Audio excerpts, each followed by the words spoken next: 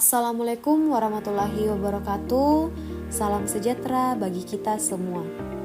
Pertama-tama, puji syukur kita panjatkan kehadirat Tuhan Yang Maha Esa. Atas berkat dan rahmat-Nya, kita boleh melakukan proses pembelajaran pada saat ini. Yang terhormat, Bapak Apoteker Abdul Wahid Sulaiman, S.Pharm, M.Pharm, selaku dosen pengampu mata kuliah Bioteknologi Farmasi.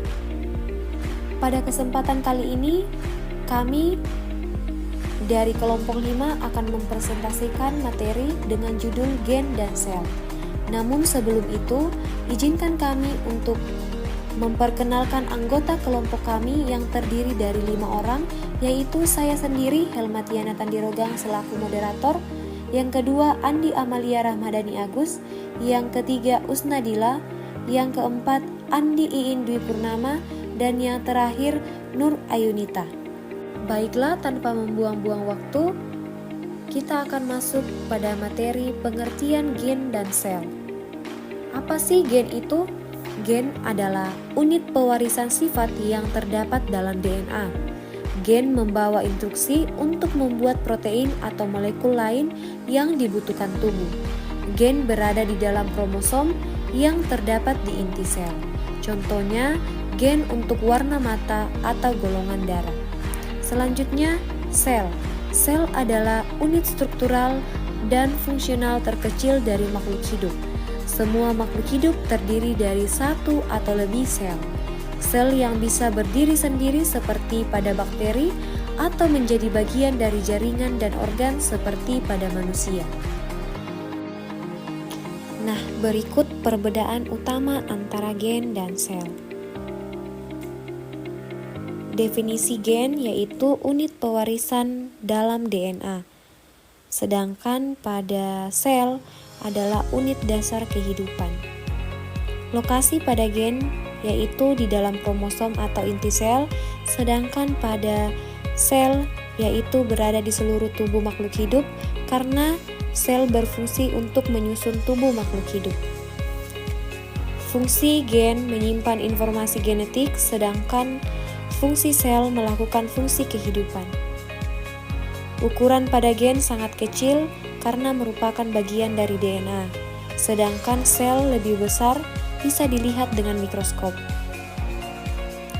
Komponen pada gen terdiri dari urutan DNA, sedangkan komponen sel terdiri dari berbagai organel seperti inti sel, sitoplasma, membran sel.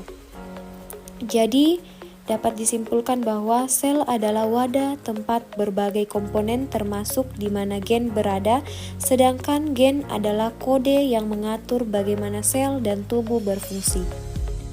Baik, materi selanjutnya yaitu terapi gen. Nah, apa sih itu terapi gen? Terapi gen adalah modifikasi, manipulasi, atau penghapusan gen untuk mengobati, mencegah, atau menyembuhkan penyakit. Nah, ini sering digunakan pada penyakit atau gangguan yang dianggap tidak dapat disembuhkan dengan metode konvensional. Terapi gen dapat mengubah hidup pasien. Nah, ada 2 jenis terapi gen. Yang pertama itu in vivo dan ex vivo. Singkatnya, terapi gen in vivo ini diberikan secara langsung dengan mengemas gen yang diinginkan ke dalam vektor virus atau non-virus dan menyuntikkan pengobatan ke pasien. Kemudian sebaliknya, terapi gen ex vivo diberikan ke sel-sel yang telah diekstraksi dari pasien. Nah, sel-sel yang diekstraksi ini dimodifikasi secara genetik dalam kultur, ditumbuhkan, diperbanyak, dan kemudian diinfus kembali ke pasien. Kemudian jenis vektor pengantar terapi gen. Yang pertama ada vektor virus. Vektor virus ini terbagi lagi menjadi 3, ada adenovirus. Nah, vektor adenovirus ini efektif dalam mengantar gen ke berbagai jenis sel, meskipun ekspresi gennya mungkin bersifat sementara. Kemudian ada adeno associated virus atau disingkat AAV. Nah, ini terkenal karena keamanan dan efisiennya dalam terapi gen in vivo serta kemampuannya untuk tidak terintegrasi ke dalam DNA sel inang. Kemudian ada retrovirus dan lentivirus. Nah, vektor ini dapat mengintegrasikan gen baru ke dalam genom sel. yang dapat menghasilkan ekspresi gen jangka panjang, tetapi juga memiliki risiko. Kemudian ada vektor non-virus. Nah, ini terbagi dua, ada DNA plasmid. Nah, vektor ini relatif mudah diproduksi dan dimodifikasi, tetapi efisiensi pengirimannya itu mungkin tidak seefisien vektor virus. Kemudian ada liposom. Nah, partikel lipid yang dapat digunakan untuk membawa dan mengantar gen ke dalam sel dengan efisiensi pengiriman yang bervariasi tergantung pada jenis sel dan kondisi eksperimen. Baik, selanjutnya yaitu strategi terapi gen, di mana strategi terapi gen ini terdapat 9 poin, yaitu yang pertama terapi penggantian gen, yang kedua terapi penambahan gen, yang ketiga terapi RNA, yang keempat terapi penyuntingan gen, yang kelima terapi sel, yang keenam terapi in vivo dan ex vivo, yang ketujuh terapi gen untuk kanker, yang kedelapan vektor dan sistem penghantaran, dan yang terakhir yaitu strategi terapi kombinatorial. Adapun contoh dari terapi gen ini, yang pertama ada penyakit genetik pada fibrosis kistik. Terapi gen dapat digunakan untuk mengembalikan fungsi gen yang rusak pada paru-paru, membantu pasien bernapas lebih mudah dan meningkatkan kualitas hidup. Yang kedua ada kanker pada terapi sel CAR-T atau sel T dimodifikasi secara genetik untuk menyerang sel kanker spesifik, contohnya dalam pengobatan leukemia dan limfoma. Yang ketiga ada gangguan sistem imun. Pada HIV/AIDS, terapi gen sedang diteliti untuk mengobati HIV/AIDS dengan menghilangkan virus dari tubuh atau meningkatkan kemampuan sistem imun untuk melawan virus. Yang keempat pada gangguan mata, yaitu penyakit mata bawaan. Terapi gen seperti Luxturna telah disetujui untuk mengobati kehilangan penglihatan akibat penyakit retina bawaan. Yang kelima ada gangguan neurologis, yaitu pada gagal jantung. Terapi gen dapat digunakan untuk mengganti gen SUMO1 yang rusak pada jantung, meningkatkan fungsi jantung dan mengurangi tekanan darah. Selanjutnya yaitu contoh jenis terapi sel beserta kegunaannya. Yang pertama ada terapi gen sel embrional, yaitu germline gen terapi atau terapi gen germline. Pada terapi gen sel kelamin ini digunakan sel kelamin jantan atau sperma maupun sel kelamin betina atau ovum yang dimodifikasi dengan adanya penyisipan gen fungsional yang terintegrasi dengan genomnya. Contohnya, memodifikasi sel germinal untuk mencegah mutasi genetik yang menyebabkan penyakit bawaan. Yang kedua yaitu terapi gen sel tubuh atau somatic gen terapi atau terapi gen somatik, disingkat SCGT. Pada terapi gen sel tubuh ini, dilakukan transfer gen fungsional ke dalam sel tubuh pasien sehingga malfungsi pada organ dapat diperbaiki, yaitu pada SCGT untuk penyakit genetik, SCGT untuk kanker, dan SCGT untuk infeksi virus. Materi selanjutnya mengenai terapi sel. Apa itu terapi sel?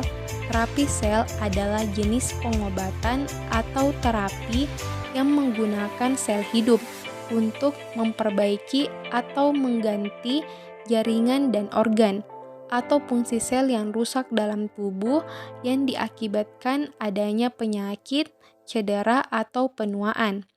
Yang dimaksud sel hidup yang digunakan dapat berasal dari tubuh pasien itu sendiri atau disebut dengan autologus. Dapat berasal dari donor atau orang lain disebut dengan allogeneic, atau berasal dari sumber lain seperti sel punca yang merupakan salah satu jenis sel dalam terapi sel.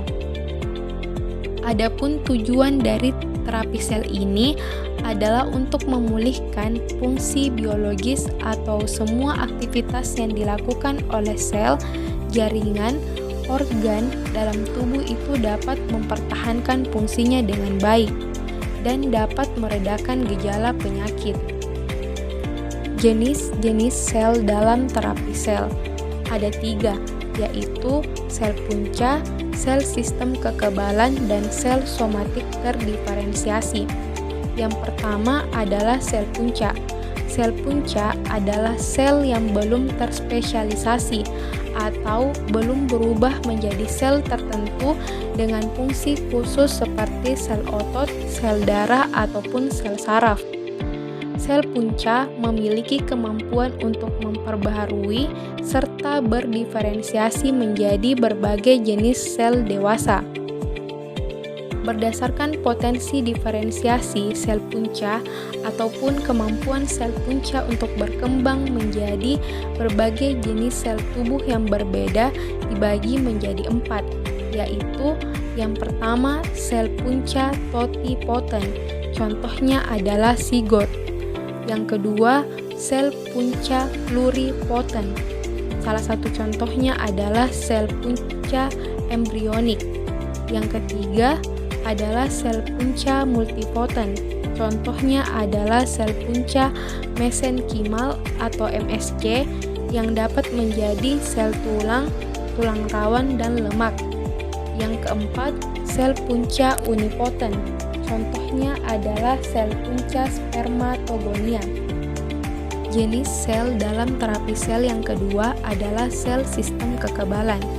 Sel ini dimodifikasi untuk menargetkan dan menghancurkan sel-sel penyakit, terutama sel kanker. Adapun contohnya yang pertama adalah sel T-CAR, di mana sel T pasien ini direkayasa atau dimodifikasi agar memiliki reseptor buatan secara genetik yang dapat mengenali secara spesifik pada antigen yang terdapat pada permukaan sel kanker. Contoh yang kedua adalah sel NK. Sel NK adalah sel imun yang secara alami itu mampu membunuh sel kanker dan sel yang terinfeksi virus. Jenis sel dalam terapi sel yang ketiga adalah sel somatik terdiferensiasi. Sel somatik terdiferensiasi adalah sel dewasa yang telah terspesialisasi atau berubah menjadi sel tertentu dengan fungsi khusus dan dapat digunakan untuk menggantikan sel yang rusak atau yang kurang berfungsi. Contohnya itu adalah sel beta pankreas. Sel beta pankreas di sini digunakan untuk terapi diabetes tipe 1. Contoh lainnya adalah kondrosit. Kondrosit di sini adalah sel utama penyusun jaringan tulang rawan, di mana digunakan untuk perbaikan tulang rawan. Adapun aplikasi terapi sel, yang pertama pengaplikasian pada onkologi atau kanker, yaitu terapi sel T-CAR digunakan untuk leukemia atau kanker darah, terapi sel NK untuk berbagai jenis kanker, dan penggunaan sel punca hematopoietik digunakan dalam transplantasi sumsum tulang untuk kanker darah. Yang kedua, pengaplikasian pada penyakit autoimun, yaitu penggunaan MSC atau sel punca mesenkimal untuk modulasi atau pengaturan sistem kekebalan pada penyakit seperti multiple sklerosis, reumatik artritis, dan penyakit Crohn. Yang ketiga adalah pengaplikasian pada penyakit degeneratif, yaitu potensi penggunaan sel punca untuk terapi penyakit Parkinson, Alzheimer, dan Huntington, dan penggunaan kondrosit untuk perbaikan kerusakan tulang rawan pada osteoartritis. Yang keempat, pengaplikasian pada penyakit kardiovaskuler, yaitu ada penelitian mengenai penggunaan sel punca untuk memperbaiki kerusakan jantung setelah serangan jantung atau pada gagal jantung. Yang kelima, pengaplikasian pada diabetes, yaitu pengembangan terapi penggantian sel beta pankreas menggunakan sel punca untuk pasien diabetes tipe 1. Yang keenam, pengaplikasian pada regenerasi jaringan, yaitu penggunaan MSC untuk penyembuhan luka, perbaikan tulang, dan regenerasi jaringan lainnya. Contoh jenis terapi sel dan kegunaannya. Yang pertama, terapi sel punca, yaitu sel yang belum berdiferensiasi dan dapat berkembang menjadi berbagai jenis sel tubuh untuk menggantikan sel atau jaringan yang rusak. Salah satu kegunaannya untuk mengobati leukemia melalui transplantasi sumsum tulang. Yang kedua itu terapi simetrik antigen reseptor T-sel. Sel T dari tubuh pasien diambil, direkayasa genetik di laboratorium agar dapat mengenali antigen tertentu di permukaan sel kanker. Lalu disuntikan kembali ke tubuh pasien untuk menyerang kanker tersebut. Salah satu kegunaannya untuk leukemia limfoblastik akut. Yang ketiga itu terapi sel dendritik.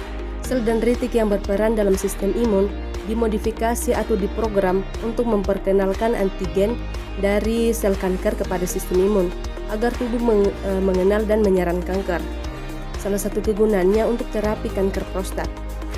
Yang keempat itu terapi sel beta pankreas. Menggunakan sel punca untuk menghasilkan sel beta pankreas yang memproduksi insulin, lalu ditransplantasikan ke tubuh pasien dengan diabetes tipe 1.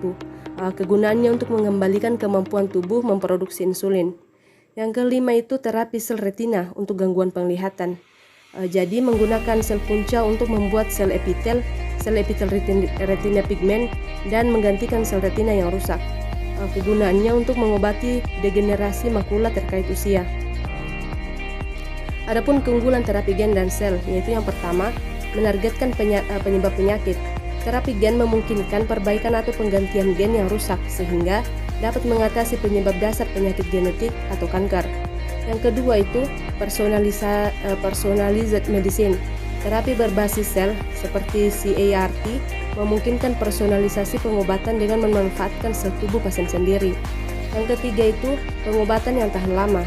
Jadi, terapi gen dan sel berpotensi memberikan efek yang lebih tahan lama dibandingkan dengan pengobatan tradisional, bahkan menawarkan potensi penyembuhan. Dan yang keempat itu pilihan pengobatan baru. Jadi, terapi ini memberikan harapan bagi pasien dengan penyakit yang sebelumnya tidak ada pilihan pengobatan yang efektif. Adapun tantangan terapi gen dan sel yaitu yang pertama, keamanan jangka panjang. Jadi resiko efek samping seperti respon imun yang tidak diinginkan dan potensi kerusakan sel sehat perlu dipertimbangkan. Yang kedua itu efektivitas pengiriman gen. Jadi menargetkan sel target yang tepat dan memastikan gen yang sehat terintegrasi ke dalam genom dengan tepat merupakan tantangan utama. Yang ketiga itu tantangan manufaktur. Jadi proses pembuatan sel dan gen terapeutik yang rumit dan mahal menjadi hambatan. Yang keempat itu biaya pengobatan. Jadi terapi gen dan sel seringkali memiliki biaya yang sangat tinggi. Yang kelima itu respon imun. Sistem imun dapat mengenali sel atau gen yang dimodifikasi sebagai ancaman atau memicu reaksi yang berbahaya. Dan yang terakhir itu regulasi dan etika. Regulasi yang belum matang dan isu etika terkait penggunaan terapi ini juga perlu dipertimbangkan. Baik, itulah tadi materi yang dapat kami sampaikan mengenai gen dan sel. Lebih dan kurangnya mohon dimaafkan. Wassalamualaikum warahmatullahi wabarakatuh.